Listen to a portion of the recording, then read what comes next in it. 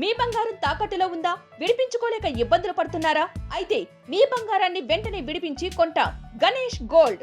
మీరు సంప్రదించాల్సిన ఫోన్ నంబర్లు 9160-266-916, 8712619507. Hi hello నమస్తే, నేను స్వప్న. అందరు ఎలా ఉన్నారు? నేనైతే చాలా బాగున్నా, మీరు కూడా చాలా బాగుండాలని మనస్ఫూర్తిగా కోరుకుంటున్నా. సో ఈ రోజుల్లో చాలామందికి హెల్త్ ప్రాబ్లమ్స్ అనేటివి ఎక్కువ అవుతున్నాయి. సో మనకి హోమియోపతిలో సైడ్ ఎఫెక్ట్స్ ఉన్నాయా అని చెప్పేసి చాలామంది అడుగుతున్నారు. అసలు హోమియోపతి అంటే ఏంటి అని చెప్పడానికి ఈరోజు మనతో పాటు doctor Bharadwaj, homeopathy doctor, ఫెడికస్ homeopathy. Hi sir. Hi అండి. సార్ మనకి చాలా మందికి గ్యాస్ట్రిక్ సమస్యలు అనేది ఎక్కువైపోయినాయి కదా సార్. రైట్. అది ఎందుకు వస్తుంది యాక్చువల్గా? రైట్. సో గ్యాస్ట్రిక్ సమస్య అనేది మనము చాలా డిసీజ్ని గ్యాస్ట్రిక్ సమస్య అంటాం అనమాట. మనం పైనుంచి కిందికి వెళ్ళినప్పుడు సో మనం మెయిన్గా ఏదైనా థ్రోట్లో ప్రాబ్లం వచ్చిన, ఫర్ ఎగ్జాంపుల్ ఈసోఫేగస్ అంటాం అనమాట. ఈసోఫేగస్లో ఏదైనా పుండు లాంటి, మనం బయట ఎక్కడైనా పడితే మనకి ఎట్లా స్కిన్ అనేది లేచిపోతుందో మన ఇంటర్నల్ స్ట్రక్చర్స్లో కూడా అలా అవుతుందన్నమాట. సో మనం ఈసోఫేజైటిస్ అంటాం అనమాట దాన్ని. సో ఈసోఫేజల్ అబరేషన్స్ కానీ, ఈసోఫేజైటిస్ కానీ, అదేవిధంగా స్టమక్ ఉంటుంది. మనకు స్టమక్లో ఏదైనా ప్రాబ్లం వచ్చినా, లేకపోతే స్టమక్ నుంచి నెక్స్ట్ పార్ట్ వచ్చి మనకు డియోడినమ్ అని ఉంటుంది అనమాట. డియోడినైటిస్ కానీ, డియోడినల్ అబరేషన్స్ కానీ, సో ఇవన్నీ ఇది ఒక సింగిల్ డిసీజ్ కాదు. సో మన డైజెస్టివ్ సిస్టంలో ఎక్కడ ప్రాబ్లం వచ్చినా, అంటే అప్పర్ పార్ట్లో అప్ టు మనము డియోడినమ్ ఏదైతే లార్జ్ ఇంటెస్టైన్ అంటామో, లార్జ్ ఇంటెస్టైన్ వరకు పైకి ఏది వచ్చినా కూడా మన కామన్ సిమ్టమ్స్ కొన్ని ఉంటాయి అన్నమాట. ఏం సిమ్టమ్స్ అంటే కడుపులో పెయిన్ రావడము, కడుపు అంతా లావ్ అయిపోయినట్టు అనిపించడం, డిస్టెన్షన్ అంటాం అనమాట. పొట్టులో నీరు చేరడం కూడా జరుగుతుంది కదా సార్ బయట చాలా వరకు. సో దానివల్ల మనకి లివర్ కూడా ఎఫెక్ట్ పడుతుంది అని అంటున్నారు. నిజంగానే పడుతుందా సార్? పొట్టలో నీళ్లు చేరడం, వాటర్ ఇట్లా స్టోర్ అవుతాయి కదా సార్. సో పొట్టలో నీళ్లు చేరడం అంటూ ఏముండదండి. పొట్టలోకి మనకి ఏ నీళ్ళు వెళ్ళినా కూడా అవి మన లార్జ్ ఇంటెస్టైన్లోకి వెళ్తాయి. సో పొట్టలో నీరు చేరడం అనేది ఎక్కడ ఉండదన్నమాట. సో మీరు తాగిన వాటర్ అంతా లార్జ్ ఇంటెస్టైన్లోంచి బయటకు వెళ్తుంది. అన్లెస్ దెర్ ఈజ్ అబ్స్ట్రక్షన్, ఎక్కడన్నా మీకు లార్జ్ ఇంటెస్టైన్ క్లోజ్ అయిపోతే, ఎక్కడన్నా అబ్స్ట్రక్షన్ ఉంటే తప్పితే, రివర్స్ వస్తుంది తప్పితే, అది చాలా రేర్ కండిషన్స్. సో ఆ కండిషన్స్కి మనకు గ్యాస్ట్రైటిస్ ప్రాబ్లం ఉండదు. సో అబ్స్ట్రక్టివ్ సిమ్టమ్స్ అనమాట. అది కంప్లీట్గా సర్జికల్ డిజార్డర్, అది వేరే టాపిక్ అయిపోతుంది. సో మనం జనరల్గా చెప్పుకునేది ఏంటంటే డైజెషన్ ప్రాబ్లం అంటాము, గ్యాస్ ఫార్మేషన్ అంటాము, కడుపు ఉబ్బిపోతుంది అంటారు, ఆకలి కావట్లేదు అంటారు, లేకపోతే రీగర్జిటేషన్ అంటాం అనమాట, తిన్నది మళ్ళీ రివర్స్ రావడం అంటారు, హార్ట్ బర్న్ అంటాం అనమాట, చెస్ట్లో మొత్తం మండినట్లు అనిపించడము, ఇదే ఒక్కొక్కసారి వాళ్ళకి left side pain, heart attack లాగా అనిపించడం, ఇవన్నీ మనము కామన్ డైజెస్టివ్ డిజార్డర్స్లో చూసే సిమ్టమ్స్ అన్నమాట.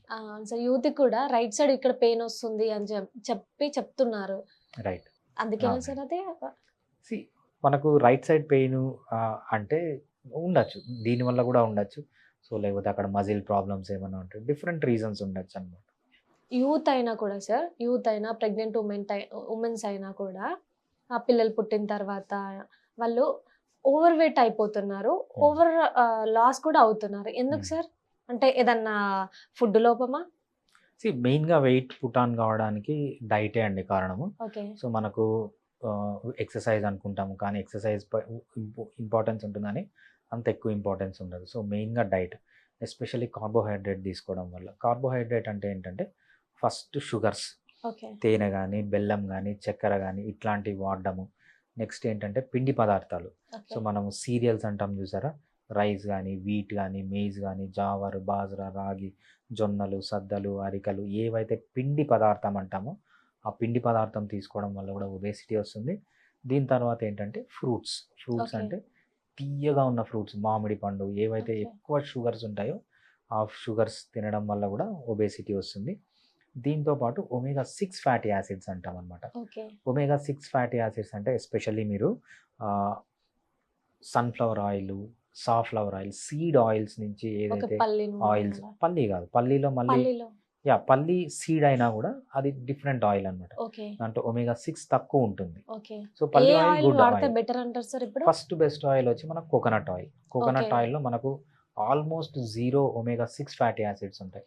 చాలా హెల్దీ ఆయిల్.